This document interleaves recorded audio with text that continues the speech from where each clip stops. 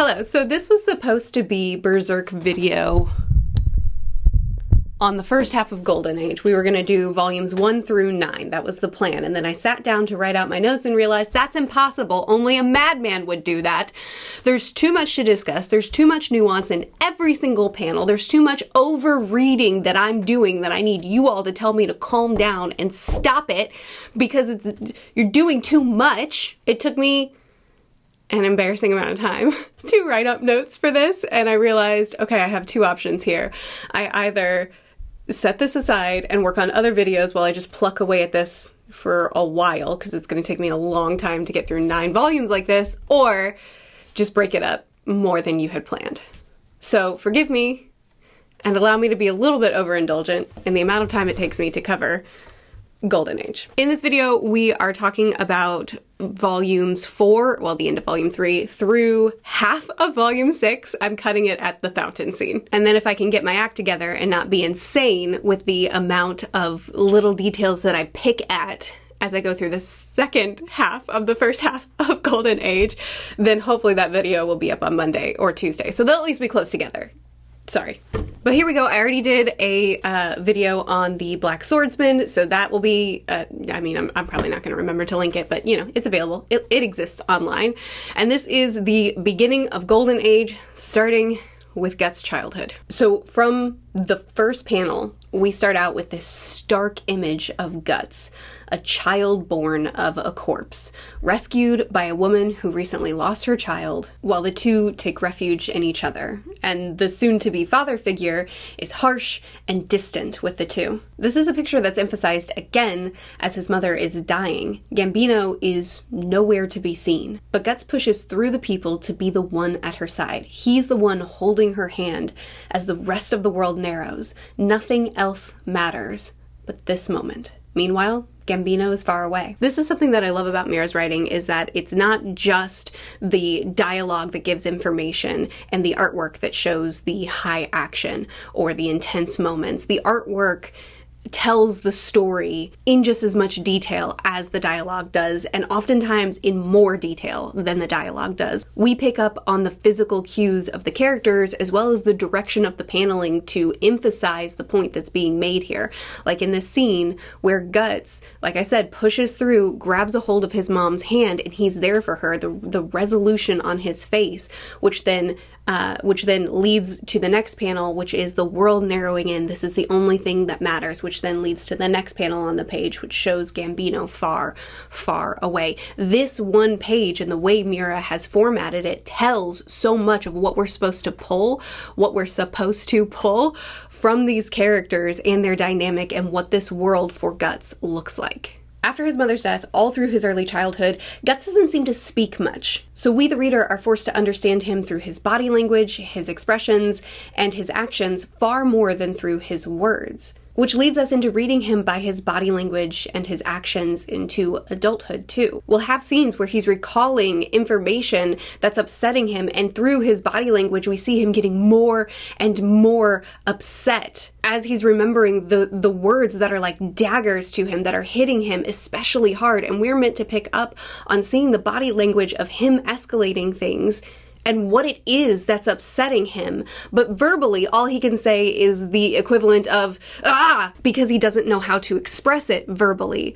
But we can pick up on the cues given to us in the artwork and in his actions and in his growing anger as he's recalling these scenes that tell us more than if he just sat down and thought through everything eloquently. So we're trained from his childhood to read him by the subtext more so than by what he says. This is what I'm talking about. Feel free to just tell me you're overreading, and that'll be fine. I'll calm down. After Shisu's death, Guts is allowed to live only if he's useful. He's pushed way too hard by Gambino, not even provided with a child's sword, just expected to keep up with the adults, expected to survive among them or don't. So he learns to live with a bigger sword. He learns to live with fewer words. He's isolated. He's blamed for his mother's death. He learns to live alone. All this loneliness, and his sword is his only companion, his only comfort. Despite Gambino's harshness and distance, Guts clung to what little care and attention he received from him, and he was loyal to him. He didn't know how to detangle the two from each other. He did anything he could to earn his favor, to earn a little bit more of that positive attention, because it was so hard to come by. I think that after he was given that medicine, he really believed that Gambino cared about him underneath all of the horribleness, but he didn't. Despite all that Gambino has done, for Guts, the idea that he would allow this to happen is beyond his imagination. He lunges for his sword, knowing that he could at least fight if only he could reach it, but he's never able to. This scene is horrifying and recontextualizes a lot from Black Swordsman, of him not wanting to be touched, clinging to his sword even when he's being thrown around the room by this giant blob creature, never letting it go, because the sword is the one thing that could protect him from anything. It's the one thing that he can never let go of, because he's on his own, and without it, he may not be able to defend himself from the worst kind of demons. The scene is horrifying, and the main emphasis on the scene is on Guts' pain. It's on him reeling and feeling powerless, and this man who's been horrible to him and who hasn't cared about him, but in his mind, he believes that there is some care there. He refuses to believe during this horrible, horrible scene. In his mind, he's thinking, this can't be true. Gambino can't have let this happen to me. He can't have accepted money and allowed this.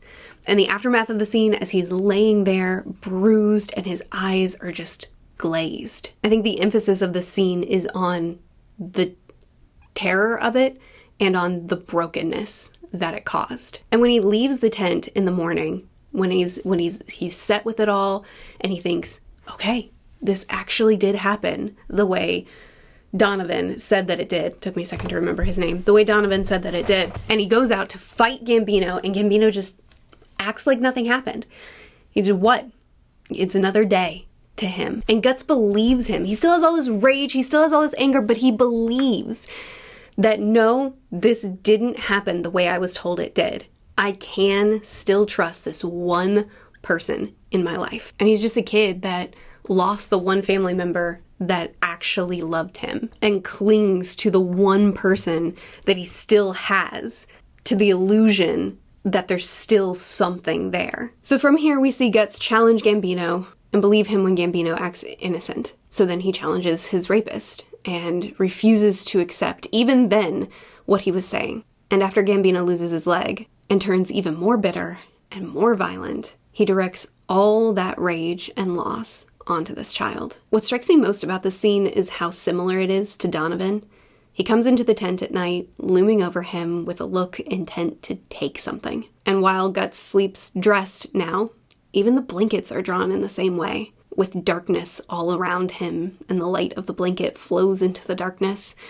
It's like Gambino walking into his tent in that way, with that look. It throws him right back to the state of fear that he's been carrying. The artwork in the scene is amazing, but the articulation of emotion even more so. I love Miura's use of darkness as a symbol of dread that's pressing in on you like a force. Like when Gambino blames everything on Guts and tells him that he should have died that day under the tree. How he clutches the material of the tent near him, but everything else is black. Like he can't see past the anxiety that that moment brings to him. And all he's left with is asking, why? Then there's a quick motion, and he defends himself on instinct, as this child is forced to kill the one person he has left in his life that should have cared for him. The revelation from Gambino's own mouth that he actually was the one that accepted coin in exchange. He doesn't care. He couldn't care less. He despises the kid. He considers him a curse. He considers him a burden. He blames Shisu's death on him. All from his own mouth, he says this to the child. And even still, he didn't want to have to kill his dad.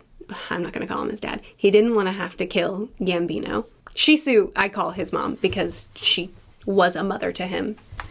Gambino was nothing. He didn't want to have to kill him.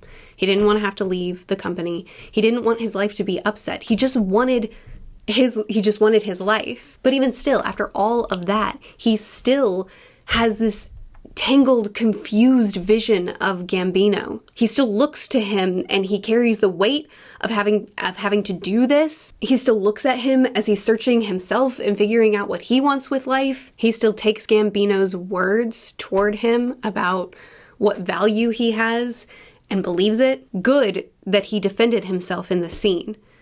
Terrible that it was at the cost of so much more emotional pain. After everything that he's just learned and experienced, he still doesn't want this to have been the outcome. He didn't want to have killed the last semblance of a family member that he had left. He didn't want to lose the home he had. So much so that the fire rages around him and he just stares. But he's chased away and left totally alone, having lost everything he had with no idea on what direction to go. This seems to be a motif of the series, Guts being knocked down and dragging himself back up, only to be attacked again, and no matter how tired and worn down he is, no matter how mentally and emotionally scarred he's become, he fights. Is even drawn down to the lifting of the sword to defend himself, being instinctual and a surprise, just like it was for Gambino. I don't know if this is the part of the fate conversation of the series, him just instinctually defending himself, instinctually getting back up, like this is a part of who he is. We'll see. But the question he's asking himself here is, where is he going? What place is there for him in this world? This is a question that he'll eventually have to face and answer for himself. When we catch up with Guts again years later, we get more really great first looks. Griffith sees Guts in battle before he initiates anything, so we see his patience and exterior of being aloof while strategizing in his mind. We see Crocus is a brat and all talk, but a coward in action. We don't get that much screen time with him, but he deserves slander, so I'm just going to take the opportunity to do it. We see Griffith's command over his group and their loyalty that with barely a word they obey him, even if they object to what he's telling them to do.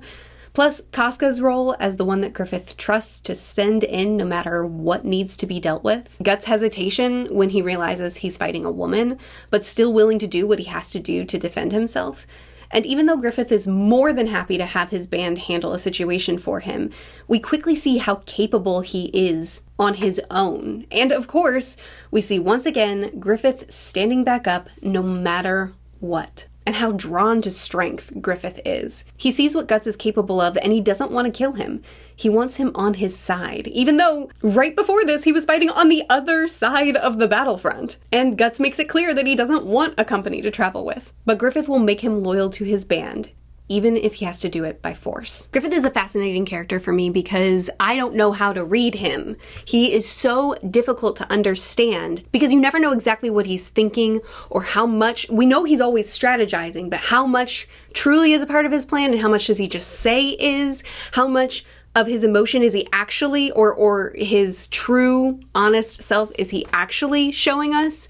And how much is a mask that he's wearing in order to manipulate people into doing what he wants?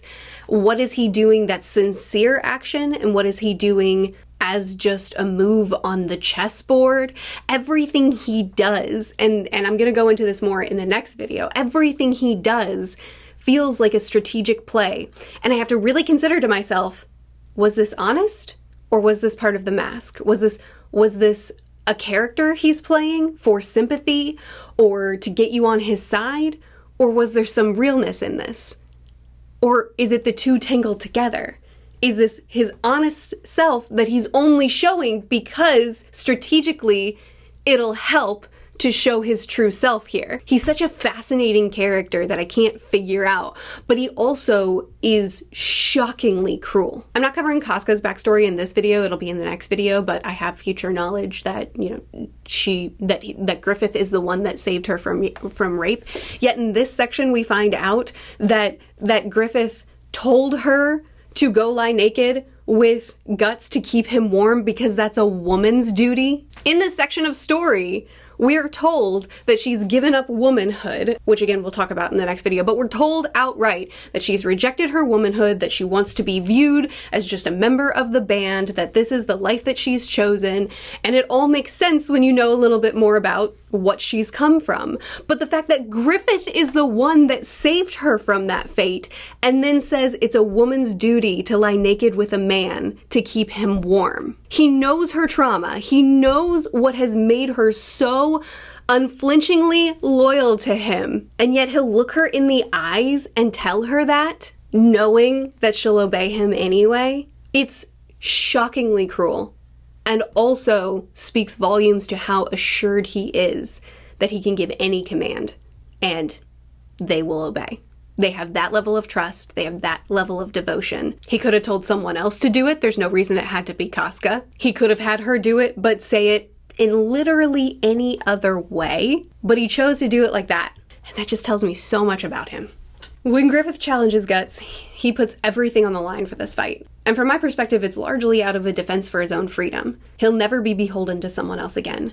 Look what that led to with Gambino. And he'll certainly never be used by a person again. So he gives it his all by sword, and Griffith outmaneuvers him. So he gives it his all by his fist, and Griffith outmaneuvers him.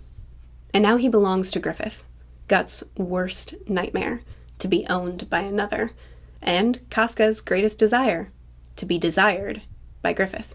Here's the thing. Guts tried to have some amount of peaceable relationship with Casca after she told Crocus and the others not to try and kill Guts in his sleep. Not that he needed her help. He could have cut through the lot of them with one swing of his sword, but he still tried. And she outright rejected him. She questioned who would care about him and told him to get himself killed in battle, affirming exactly what had been taught to him by his old company. There is no place for him here. The problem is him. Now, I don't blame her. Every character in this story has their own baggage that they carry, and she has plenty that brings her to act this way, and her faults are plainly shown on page without apology. But from Guts' perspective, this is just more of the same. This is confirmation of what's familiar. You see him lying alone on the cot, and the sword is hung up on the pole. Then he gets up and huddles behind the chest with the sword in his arms instead. Maybe I'm reading too much into it, but I think this shows his state of mind. It's not safe here either. Better keep the sword close, because that's the only ally he has in this world. Now, it's so interesting to see Griffith in action, because he'll give Guts an order, and even outright say, there's a risk of death. And while Casca can identify that entrusting Guts with this duty is an honor, he's not concerned with Guts understanding that right now. He just wants to test him and, I assume, teach Guts that he can trust him on the same level that the rest of them do. And Guts is good at the task, but when he's over his head and realizes that he's going to die, Griffith and company are there. They've returned for him, and not only that, but Guts has shown once again how excellent of a strategizer Griffith is. He thinks through every detail, and he succeeds. Not only that, but when you get back to the camp, they physically pick him up and force him to celebrate with him. They embrace him and celebrate him as one of them. Maybe it's different here. Maybe there is a place for him. Judo talks about Griffith as this enigmatic figure that they can't really they can't sort out. He's capable of this bone-chilling intensity, of this childlike innocence, of this tenderness and softness. That's my stomach. He talks about him as this person who lives his life with such incredible, unflinching conviction in everything that he does, that it's impossible not to believe in him to get what he wants. Even though he's so far away from his dreams, he lives his life with such conviction that they just believe that he'll get there, and they're happy to follow him. He's confusing and he's charismatic, he's intense, but he's gentle.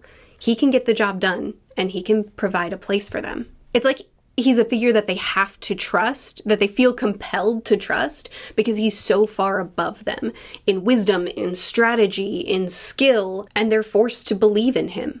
And I feel that too as the reader. Not trust. I've read Black Swordsman. I know that he's a monster that's going to sacrifice Guts. And also I'm very concerned for Casca, and if she's not gonna survive this arc. But what I mean is the allure, the mysterious nature that he has that draws you in because you can't fully read him, but also you kind of just trust that he knows more than he's telling you. In every situation, when he gives you a little bit of information, you assume he has a whole lot more, and you're not entirely sure how much he's just really good. I mean, he is an excellent strategizer. That's been on clear display, but you're not sure how excellent of a strategizer, like how far that goes and how much of that is just being extraordinarily good at rolling with the punches and keeping the demeanor up.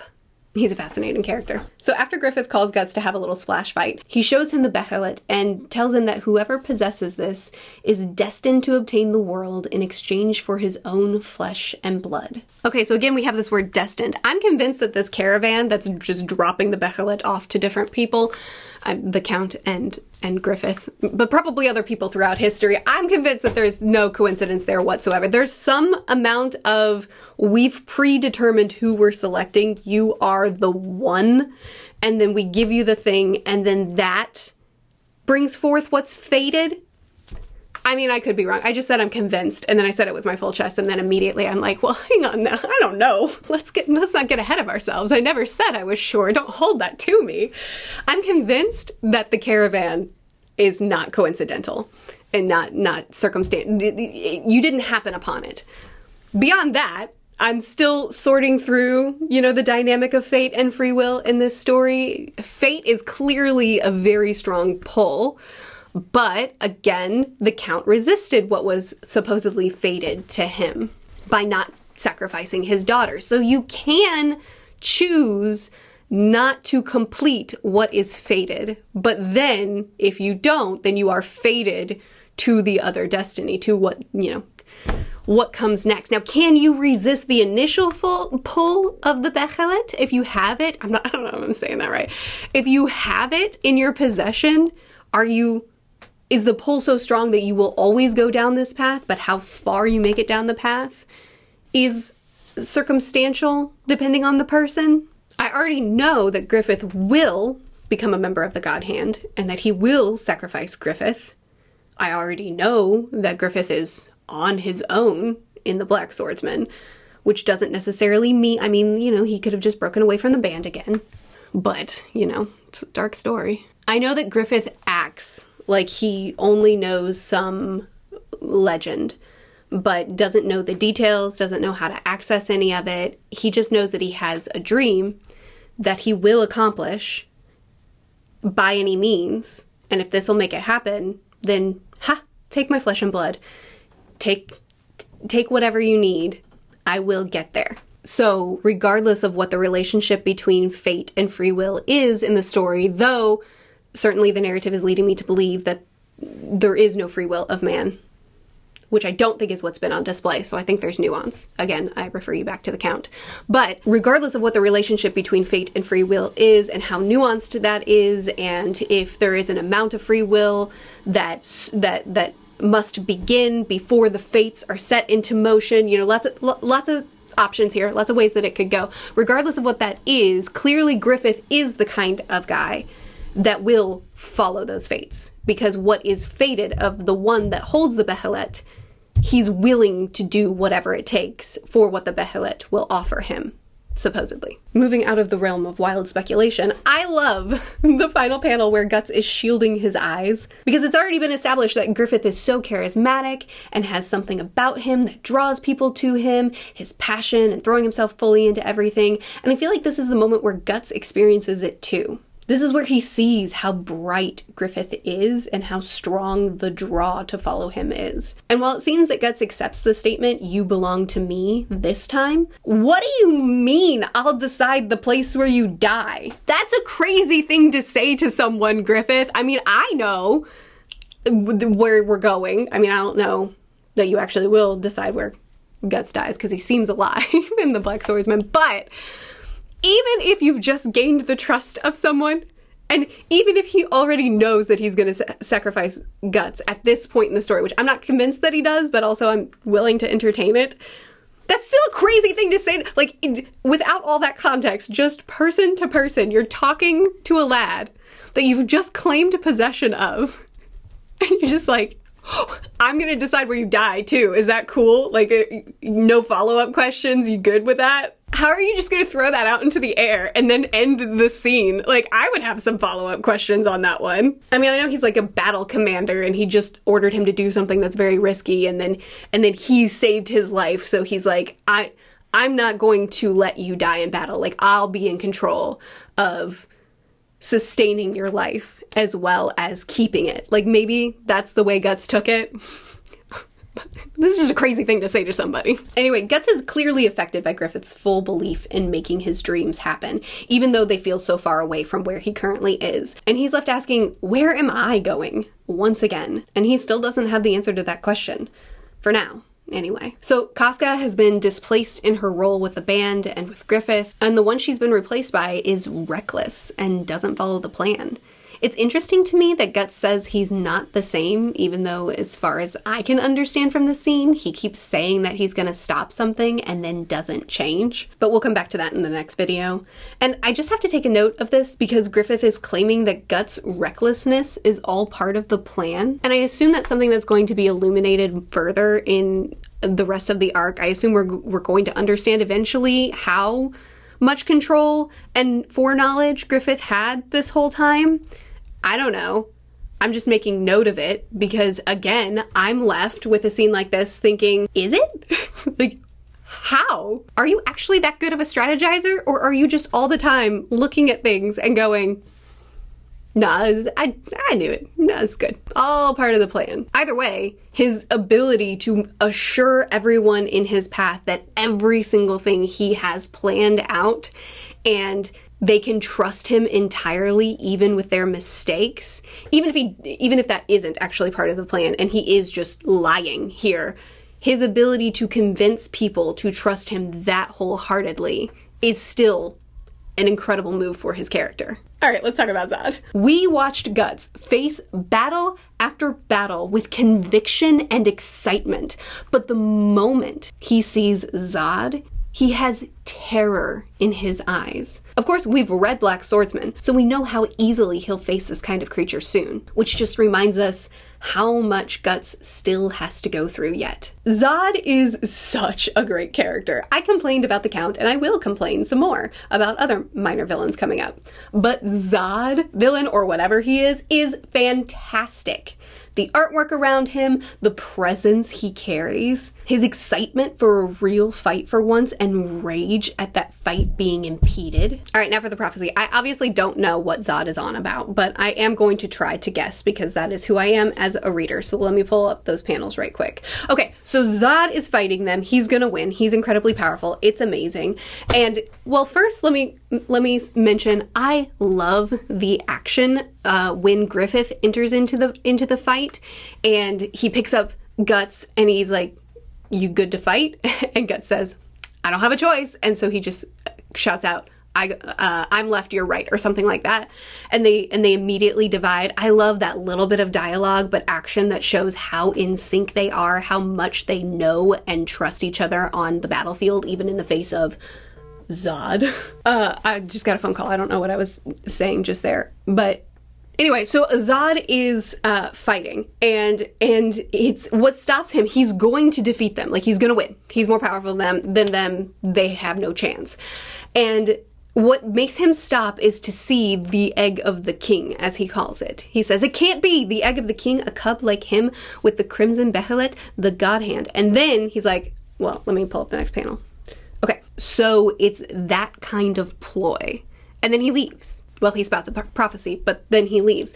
This dialogue is confusing. What do you mean? So he, I have no reason not to believe, is a demon as well. He's a part of all of the other things that are going on that are these supernatural creatures that are so unbelievably powerful. I assume he might be an apostle. He's a human that's been turned beast. That's my understanding of the lore of this world. I could be wrong about that.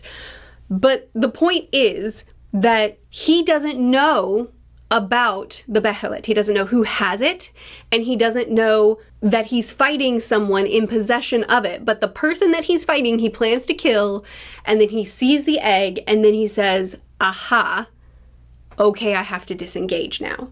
And he says, it's that kind of ploy. What do you mean it's that kind of ploy? I can't do anything with that. I can read his actions and realize that you didn't know about this, but now you know that something is fated of this person, so you're hands off, but you know what's going to come next because of the Behelit. Because he says, here's a word, he talks to Guts here, here's a word of warning. No. A prophecy. So it wasn't initially a prophecy in his mind. In his mind, he's just like, all right, let me warn. I see the egg. So let me just warn you about what comes next. And he's like, no, it's not a warning. This is fated, right? So it's not like a traditional prophecy where he's getting information that he's now delivering. It's not like that. It's that because I've seen this object, I know what's coming next. That's the way I'm reading this scene, because initially it's a warning, and then he shifts it to, no, this is fated. This is foretold. This is destined. So I think Zod sees the egg and then just gives the warning, gives the prophecy, because he knows that the one that holds the egg, if you're his friend, here's what you gotta know. That's the way I'm taking this scene. So he says, take heed when his ambition collapses. So when he's at his weakest point, that's when he's going to, well, we already saw the Count, who screams out, I want to live. That's when his ambition collapses. That's when he's no longer this blob monster that's regenerating and fighting more to blob more. When he feels at his most desperate state of mind, or at his most desperate place, and he's screaming for any kind of help, that's when the Behelit is activated. At least that was my understanding of what happened in Black Swordsman. So when your ambition has collapsed, when you're at your most desperate moment, when the God Hand can take advantage of your vulnerability, that's when death will pay you a visit, a death you can never escape. I assume that means that's when you're going to be sacrificed. So I assume we're waiting for Griffith's most vulnerable moment, for the Behelit to be activated, and that is when you're his friend, right? Death is going to pay you a visit, and it's going to be something you cannot escape. Now, again, I know he's still living in the Black Swordsman, so I don't know if it's a literal death or if it's like a death of the life you have now and the opportunities you have now because you're going to be accursed, or if it's like you're going to be marked for death and then you can't escape death because you'll always be a hunted man. I don't even know why I try. I see a prophecy that's abstract and that the author clearly intends for me to go, oh, ominous, and move forward, and then it'll make sense on reread. And I can't help myself. I'm like, I'm gonna try. I'm gonna try to work this out. And it's always wrong, and I always look a fool, and I should probably stop wasting your time. But afterward, I just looked back at my notes and realized I'm not done yet. But afterwards, Guts and Griffith have this conversation. Where's the panel? Okay, my computer just went non-responsive, so I can't pull up the panel, but it was something along the lines of Griffith, I'll put it on the screen, of Griffith talking about how it's the fate of the gods, and then Guts says, well, it sounds like it's the fate of the devil, and Griffith is like, one and the same, maybe? Which I feel like, Griffith, you have to know more than you think you do. I mean, you have to know more than you're letting on, because that feels like a lore hint. And it seems consistent with what I've seen so far, the God Hand being these clearly, evil creatures, and future lore that I know from more reading that I've done. I feel like Griffith just told us the plot a little bit, like the lore reveal. I think he just said something significant just there. But I can't even pull up the panel to further discuss, so we'll just move on. So the two fight together against Zod, and Casca feels sad girl because Griffith loves Guts more than her. And after the battle, and after Zod leaves, and after Griffith comes to again, and he's like, what happened there? And Guts tells him part of this, not the prophecy. And he asked him, okay, so why? why are you putting your life on the line for me? And Griffith asked him, do I need a reason? And I think that this is really significant for Guts, because from his perspective, yeah, you do. I'm a cursed man that no one cares about other than Shisu. Who has ever shown him value for his life? Who has ever ascribed value onto him as a person, as a human being? Who's ever treated him like one? What reason does he have to believe that anyone would ever risk their life for him? And Casca asked that very question of him the first night that he was among the band. Why would he think that Griffith would care? This amazing figure that's above everyone else. Why would Guts think that he would care? But here, Griffith is essentially signaling to him, I do care. You do matter. Maybe I don't need a reason to save your life. Maybe your life is just valuable. And I think that this means a huge amount to him. I think it's clear because I think the next chapter he's reflecting on this and considering, I don't know where I'm going. I don't know what my place is in this world, but maybe it's all right for me to just devote myself to you, to your dream. maybe this can be my purpose and my place for in my life. So there are several defining moments that I see in this series where it seems like something really locks into place, and this is one of them where it seems like this was where, I mean, Guts had already devoted himself to Griffith, but this was where he locked into place of, I will do anything for you.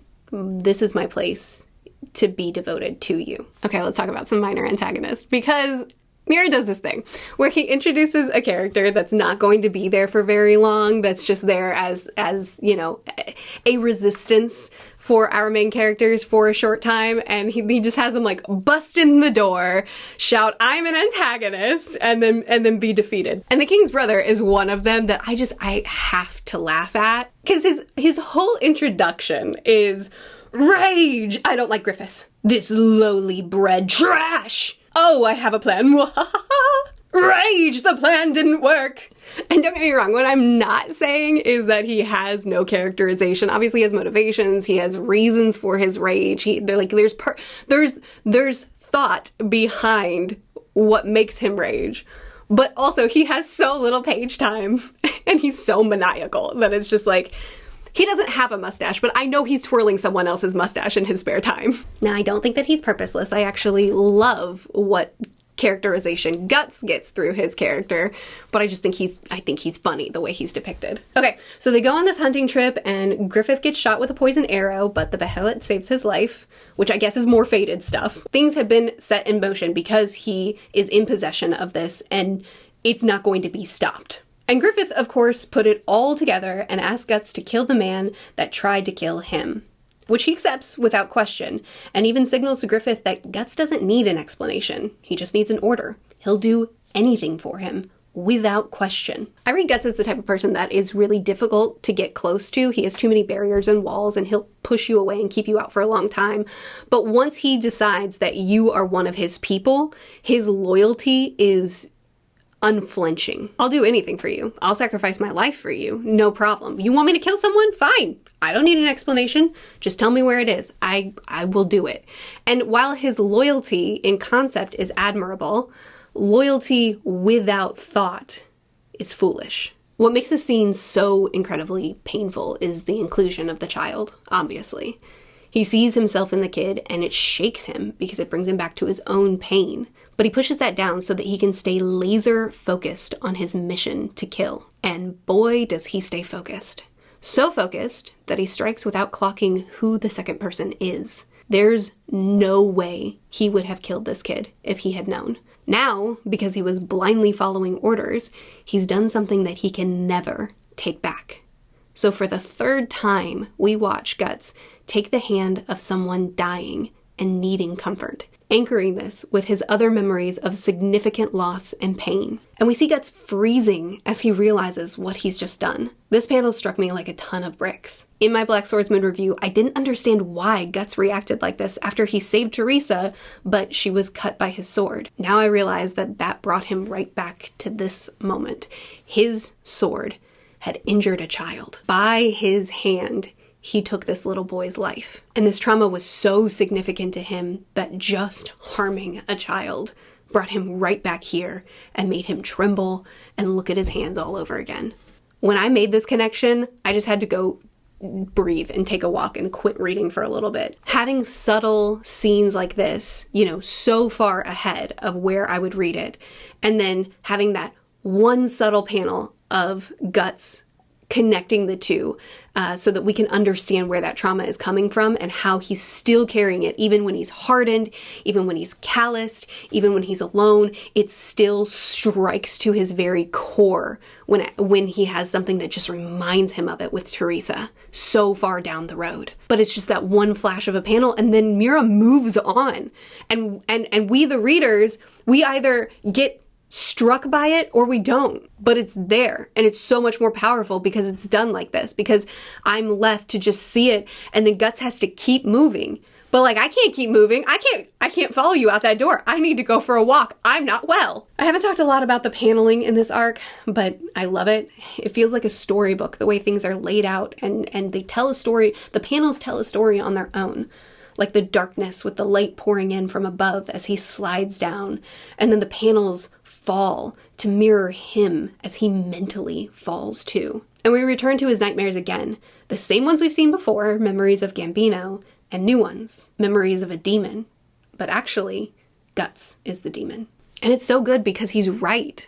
His acts of blind, thoughtless devotion to take an order without consideration, to act without thought, caused him to act in a way that's monstrous, to commit an act that he can't take back and now has to live with. I mean, obviously, I ache for Guts and the pain that he's carrying and the trauma that he now has, more trauma that he now has to carry on his shoulders. Another nightmare added to the roster that haunts him, that follows him through life. But at the same time, I have to acknowledge that it is his actions that got him here. It's his choices that added this new trauma to him, which he acknowledges. He understands that. So I'm not saying anything that he himself doesn't know. It just adds layers to the tragedy and to the self-loathing that's already there. And when he returns to the band, he's haunted. Even Casca can see that something terrible just happened, and even she eases up on him. He's totally lost, and he just needs to find Griffith. That's the one thing on his mind. I need to find Griffith. And when he finds him, Griffith is going on about the very thing that Guts still hasn't figured out yet. A direction, a place in life, a dream. And when Griffith says that he doesn't consider his band his friends because they don't possess a dream that they would give anything up for, like him. By Guts' ears, he's saying, Guts isn't my friend. I don't respect him. He's not on my level. So when Guts is the most vulnerable, made vulnerable for Griffith's sake, he hears that Griffith doesn't respect him and he doesn't see him as an equal. My take on the scene is I don't think Griffith meant it. I think that this is part of the mask. What I was talking about earlier, Griffith puts on a face. He says what he thinks what he thinks will manipulate a situation the best, what he thinks will manipulate a person the most, leave a certain kind of impression on a person for the purposes that he's trying to accomplish. So for Charlotte, he sees a girl who doesn't trust rough, brutish soldiers, who's been isolated and sheltered all her life, who's quite frankly kind of dumb, and he wants to present to her that he's gentle, that he'll blow into a leaf and make pretty sounds, and he'll comfort her and he'll calm her and he'll chase after her if her horse runs off. Like he's so good to her, he's so gentle and kind. But also now he's presenting himself as someone admirable, someone with dreams that are greater and beyond everyone else, someone that might be worthy of holding a higher role, someone that might even be worthy of marrying royalty. Someone noble, elegant, eloquent, someone that dreams big and can accomplish those dreams. So he's presenting this narrative to Charlotte that I don't think is entirely true. There might be some truth in that. He might really view himself as above the rest of the band. He's also shown us in his action that he trusts Guts, that he's willing to trust Guts with more than what he trusts with the rest of the band. He continues to give him more opportunities. He continues to try to relate to him. Soon we'll see that only grows, that's actually only stronger. I have a lot of thoughts. But I don't think that what he's saying is entirely true here. I think that it is one of his masks that he's put on, specially catered to Charlotte, that only Charlotte was meant to hear. It's not something that he ever would have wanted Guts to hear. And so in the fact that he has these masks, that he's willing to say what he needs to say to get what he wants, it's fascinating to me because this is it. Like, this is, to me, from where I am reading, this seems like the moment where everything cascades down. This is where everything unravels from. Had Guts not heard this scene, then everything would be different. And it's not something that Griffith would have ever wanted him to hear, but also I don't think it's something that Griffith entirely believes himself. But it is what Guts hears. And what's even more tragic is that Guts agrees. This is how he sees himself too. How far off he feels from Griffith. How elevated Griffith is. From his perspective, Griffith's right. They're not equals. The chasm is so wide. So Guts' world just came crashing down, and Griffith's world seems to be locking into place. At least that's what he thinks. right now. And like I said, this to me is the moment. At least as far as I've read, because I haven't finished the arc.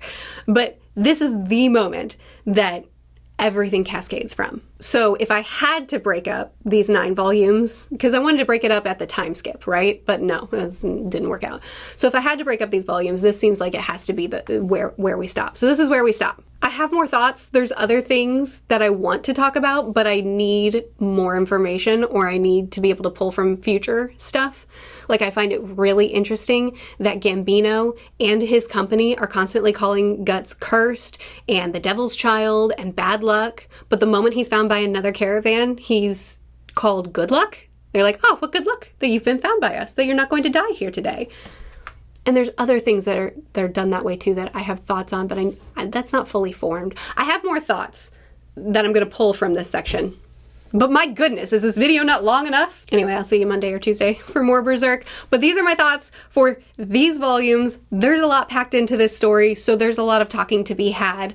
This was primarily a positive, review. I do have negatives to say for what's to come as well. So, if you are riding a high because I love the story so much, just keep in mind I'm gonna be just as blunt about my negatives for the story as I am about the positives, and those are to come. But I'll see about maybe being a little bit more condensed in the next video. Thanks for watching. If you watched this far, if you got to the end of the video, please do chat with me more in the comments. I would love to continue discussing. I will only read the top voted comments because obviously I don't want to get spoiled. So, upvote what's good, downvote what's spoilery. Don't yell at people in the comments. It's fine. Just downvote it and move on. If you want to join the Patreon, I am reading and discussing the volumes as I go there. I'm not live reading there because I want to read and process and then come back and talk with the group.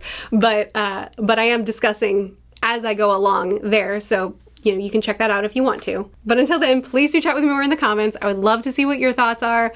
I'll see you again soon. Bye.